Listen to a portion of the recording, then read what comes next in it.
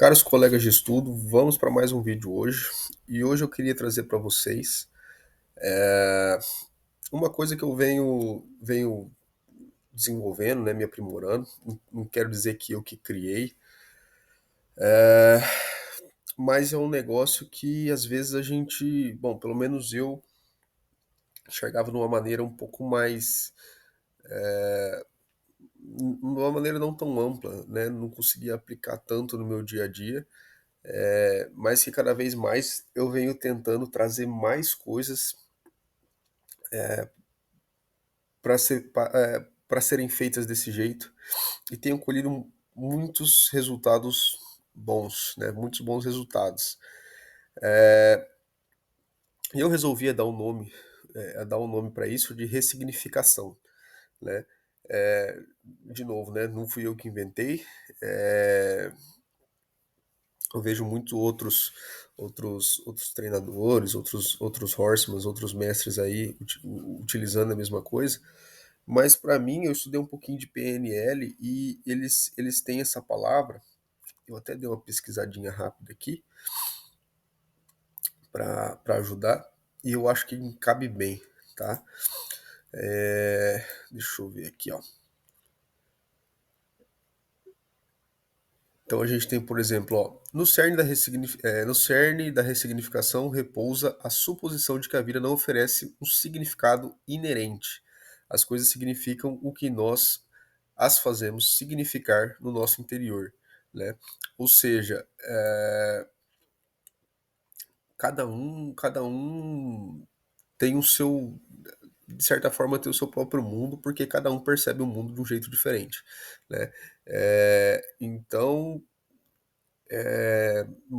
esse chapéu,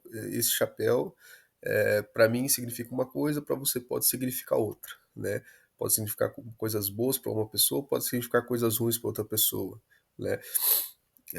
Para mim pode significar que é a minha proteção do sol, para o outro é mais o estilo de vida, o outro é uma questão mais de estética, enfim, né?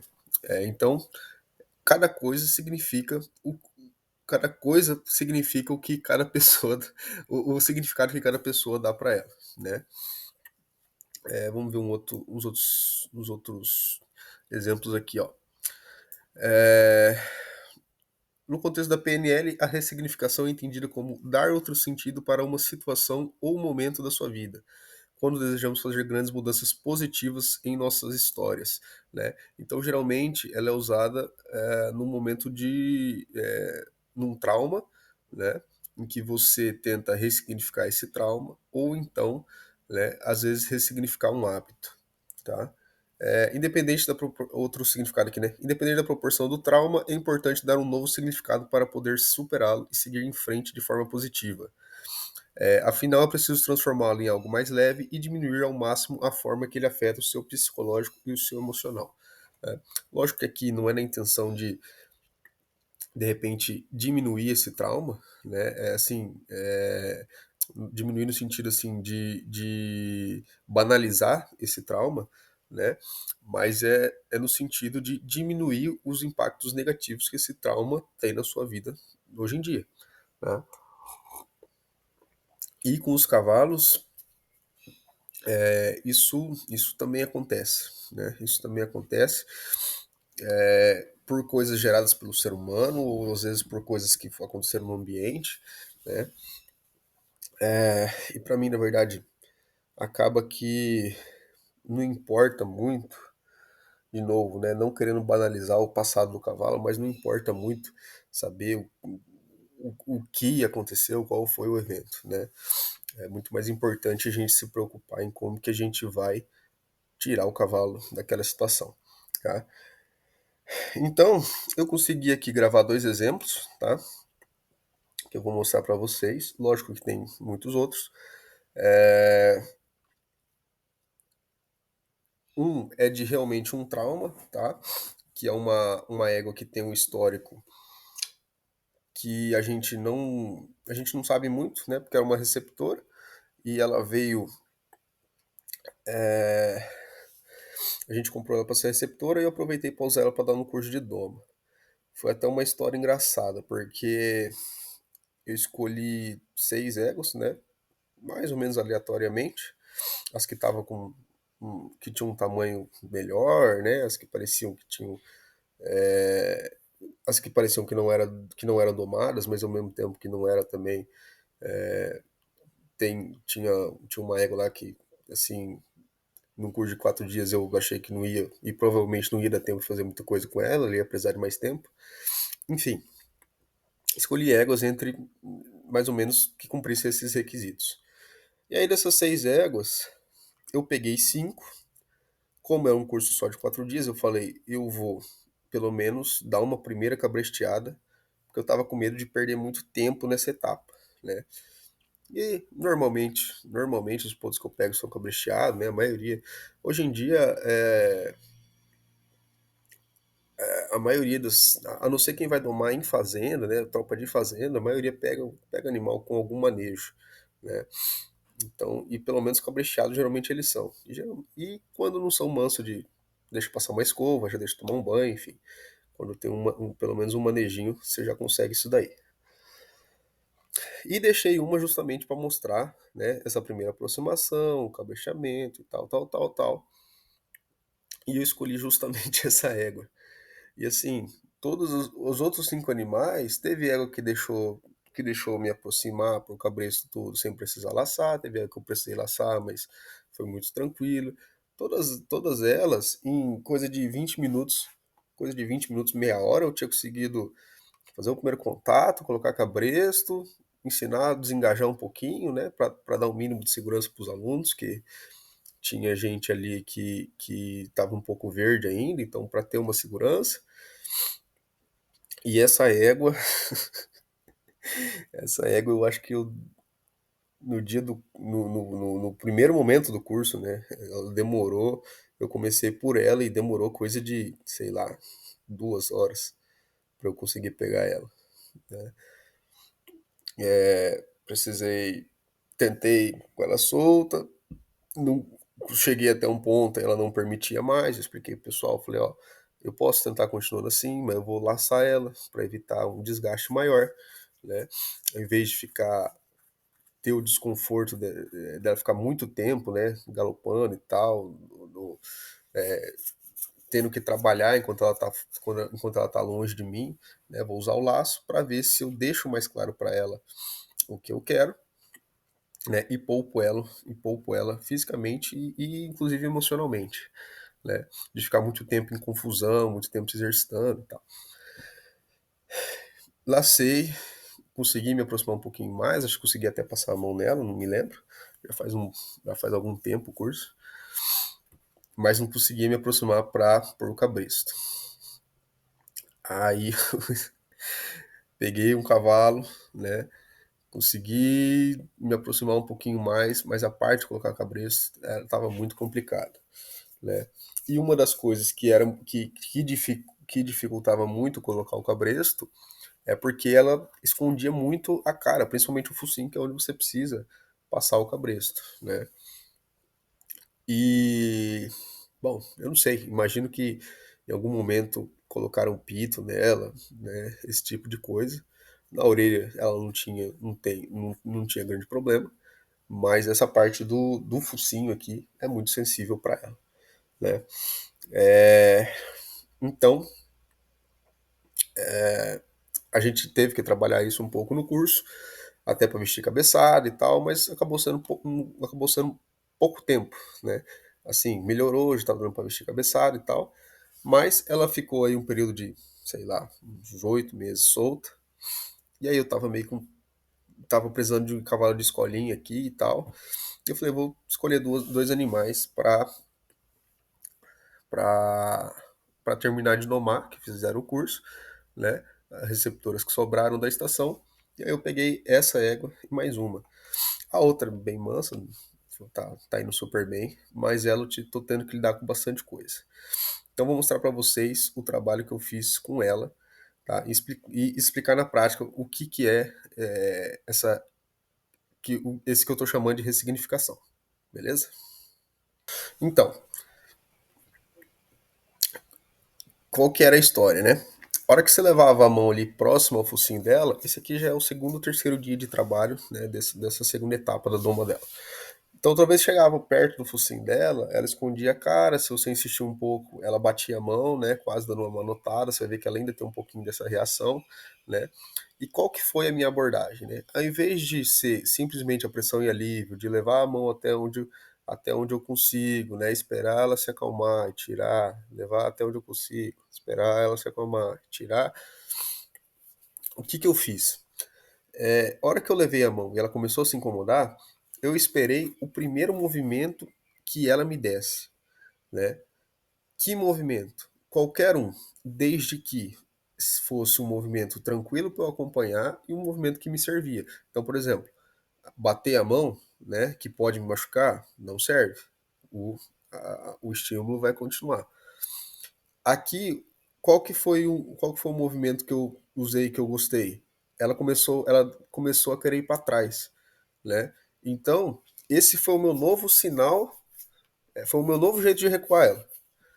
Ah, é assim que você ensina a recuar? Não, mas eu aproveitei a oportunidade para ensinar ela a recuar, tá? Então, ó, levei a mão lá, aqui ela já estava entendendo, né? A hora que ela começou a recuar, eu tiro a mão. Ó, insisti um pouquinho mais. Ó, já não fez questão de sair muito. Ótimo. O que eu quero não é tocar o focinho dela, né? É quase como se eu tivesse um timing um pouco ruim. Aí, ó, ela batendo a mão, não serviu. A hora que ela foi um pouquinho para trás, tirei a pressão, né? Então, vou falar meio de canelada aqui, mas como que eu imagino que acontece a história do aprendizado, né? Enfim, como que a coisa funciona? Funciona de certa forma na nossa mente, mas principalmente na mente do cavalo, que é um ser mais reativo, né? Ele recebe um estímulo, confere lá na memória dele como que ele escapa daquele estímulo e reage de acordo. Lógico que isso acontece de uma maneira instantânea, né? Então, essa ressignificação é justamente para trocar a resposta a esse estímulo, né? E lógico, mostrando para ela que se aquilo significou dor, agora não significa mais, né? E agora que ela está percebendo que não significa mais dor, que é só que aquilo pode ser até agradável, né? A expressão dela vai mudando, né? A expressão dela vai mudando. Agora que chega um momento que eu acho que eu pego um pouquinho mais na lateral da boca dela, que é uma parte também que ela tem um pouco mais de sensibilidade. Não, não é dessa vez. Mas ó, tá começando a confiar, tá mudando a resposta dela, olha a expressão dela como tá bonita, né? Ó, agora eu fui um pouquinho mais na lateral, outro lugar que, lá, ó, teve outra reação, né? Outro lugar de estímulo, não é essa resposta que eu quero. A hora que ela parou de bater a mão, continuou indo para trás, o estímulo parou, né? Levei a mão ali mais na comissura labial, né? Então, esse tem sido o jeito que eu tenho tido resposta mais rápida, da maneira mais eficiente e que eu ganho dos dois lados. Quer dizer, se o animal reage, eu trabalho o movimento que eu preciso, o movimento que eu vou usar.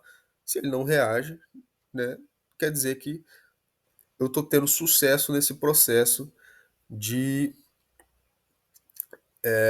de ressignificação. Né? Aquilo que significava uma coisa ruim, que precisava de uma reação enérgica, que necessitava de uma defesa, agora não precisa mais de uma defesa. Né? Ó, tem uma flexão de nuca aí também que está acontecendo, que é legal. Mas o mais importante aqui para mim era o recuo, beleza? Então, esse foi o processo, né, de uma coisa, de um trauma que estava estabilizado e tal, vocês viram aí. Infelizmente no primeiro dia eu não consegui pegar, mas de uma coisa que ela realmente teve a experiência ruim, né? Agora eu vou mostrar para vocês um caso um pouco diferente, porque é um ponto que eu estou domando, né? E eu gosto bastante de usar o laço, de laçar o potro, principalmente se é um potro que nem esse daí, que provavelmente eu vou laçar nele. Então são animais que eu gosto bastante de passar, além de passar o laço, de jogar laço neles, laçar. laçar a mão, laçar a pé, o laço passando na garupa, o laço no pescoço, o laço na barriga, enfim. E no começo, né, eu fazia esse processo de que pode chamar de sensibilização, familiarização, enfim, colocava uma pressão, né? Geralmente o potro dá um coice, dá um negócio, e aí eu mantinha aquela pressão até ele parar de reagir. Aí eu tirava a pressão, né? Hoje eu tenho basicamente duas abordagens. Ou eu tento colocar essa pressão e no limite até eu sentir que ele vai começar a reagir, e dali eu tiro e vou até ali e volto, até ir aumentando esse limiar, igual eu expliquei antes, né? Mas tem alguns potros, e aqui eu quero que vocês prestem muita atenção, porque isso aqui não é um exercício para ensinar cavalo a engajar, não é um exercício para ensinar cavalo a esbarrar, não é nada disso. Alguns potros, quando recebem esse estímulo, às vezes eles colocam o pé, eles engajam, eles colocam o pé mais embaixo da massa. Né? Vocês vão ver aqui o laço está passado, tá alaçado, né? Tá entre a sela e a garupa do cavalo. E a hora que você aperta isso, eu acho que pelo próprio movimento de compressão ali da corda, né, tem cavalo que começa a levar o pé mais para dentro. E eu aproveito esse momento, aproveito isso para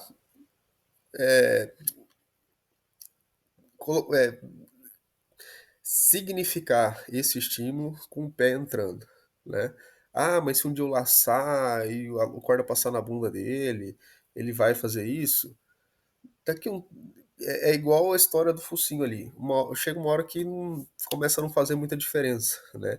E se ele fizer, vai ser uma coisa que ele conhece, né? Não vai ser uma reação explosiva, não vai ser uma reação de defesa, né? Ele sabe como sair daquela pressão, né? E ele vai reagir daquele jeito, né?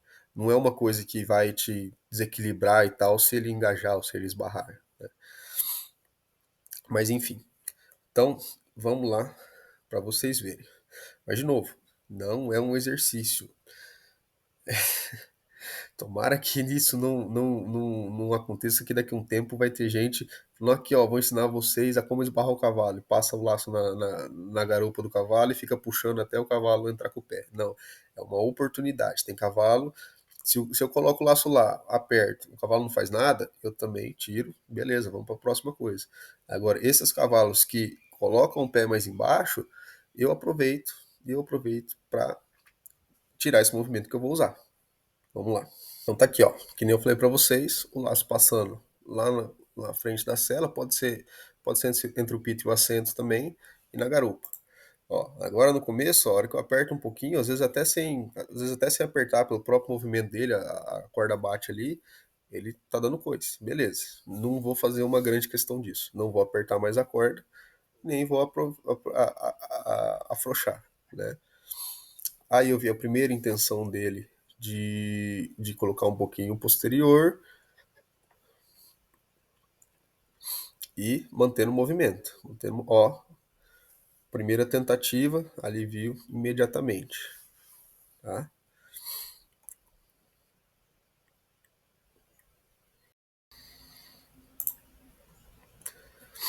Agora aqui, né, continuação do trabalho.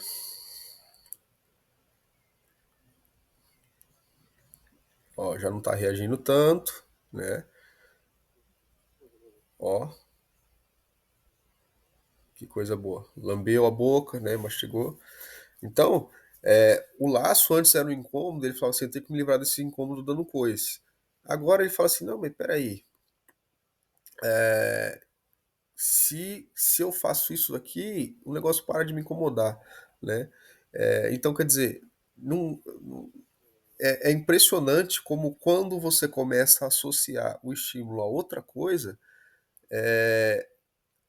além deles aprenderem aquilo, o negócio para de incomodar, né? Tem gente que fala que a gente tem medo, né? O medo, ele vem do desconhecido, né? Vem de uma coisa que a gente não conhece, do que a gente não sabe o que vai acontecer. Ou seja, quando uma coisa se torna. Ele até passou um pouquinho do ponto aí. Então, olha o esforço que ele coloca nesse último momento, né? Olha o esforço. É, mas enfim, para completar o negócio, falam que o medo ele vem do desconhecido, né? Vem quando a gente não sabe o que vai acontecer. Por exemplo, a gente tem medo da morte porque a gente não sabe o que acontece depois que a gente morre, né? Por mais fé e religião e crença na sua religião que você tenha, ninguém tem certeza, né? Então, o medo geralmente vem daí.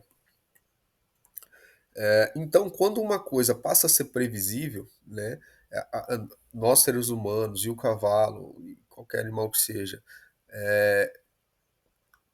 começa a saber o que esperar naquela situação, né? Lembrando que cavalo estranha, lugar, pessoa e situação.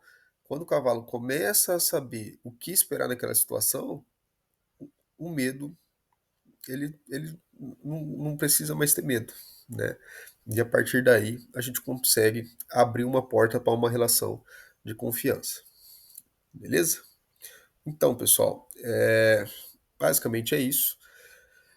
De novo, aqui são alguns casos, mas tem muitas outras maneiras de usar isso que eu venho usando, que eu venho tendo bons resultados. Mas basicamente a ideia é essa, né? Quando você vai apresentar uma coisa nova, ou quando você vai lidar com uma coisa que já tem uma reação ruim associada àquilo, tente perceber um momento em que o cavalo tenta fazer alguma coisa que seja legal, né, que você vai usar. E comece e comece a dar esse significado para ele. Né? Uma coisa que o Borba me ensinou, que a gente fazia muito, é quando ia sair para o exterior, alguma coisa assim, ou às vezes tinha alguma coisa na beira da pista, o cavalo assustava, né? Ao invés de ficar tocando ele de frente, né, colocando pressão nele de frente, é, que você geralmente gasta muita perna, né? E poxa, o cavalo está sendo pressionado por um lado, você está pressionando do outro, né? Ao invés de fazer isso, o objeto está aqui, a gente levava o cavalo até no limite que ele conseguia ir, né? Geralmente era um momento que ele parava, se posicionava e ele estava pensando em sair dali e você pedia para ele sair, né? E aí geralmente ali a gente tirava um movimento de paleta, né? Uns rollbacks maravilhosos, né? Porque o cavalo estava com o corpo posicionado e estava com a mente pensando em sair dali. E aí você faz isso para um lado, dali dá uma voltinha, volta lá, aproveita para pedir para ele parar, né? A hora que você sente que ele tá murchando ali, aproveita para pedir para ele parar, pede para ele sair para outro lado, né? E aí além de vocês trabalharem essa coisa da conexão, de estar junto e tudo mais, né? Você faz isso aí um pouquinho, chega uma hora que o cavalo fala, meu, eu tô indo, voltando, e tá tudo do mesmo jeito, né? E isso não tá me atacando, não tá me fazendo mal. Então, para que eu tô fugindo disso, né? E geralmente chega uma hora que eles vão lá conferir o que que tem lá. Beleza? Então, trabalhem essa ideia aí, pensem e tentem praticar sobre essas coisas. E se vocês tiverem resultados bons ou ruins, tragam aqui nos comentários para a gente discutir. Beleza? Espero que tenham gostado. Forte abraço e até a próxima.